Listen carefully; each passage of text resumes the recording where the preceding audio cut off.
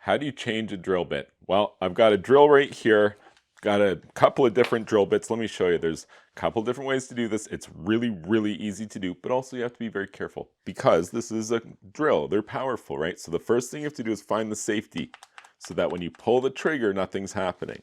And the safety is usually somewhere around the trigger, something like that. So that one's working, not working. So safety on, take your drill bit, drop it in there. You know, you see people do this like using the power of the drill and whatnot. I'll show you that in a second, but you can just do it manually. Just turn that chuck manually.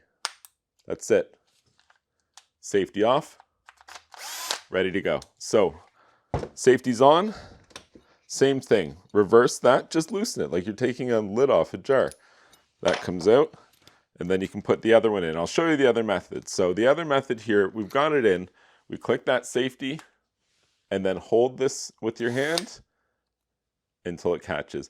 You know, I don't recommend that for a beginner because you can hurt yourself. Some of these tools are very powerful and they can be dangerous. So I do recommend safety on, just sit it down and do it manually like that. You don't have to be fancy here. You just have to get the job done.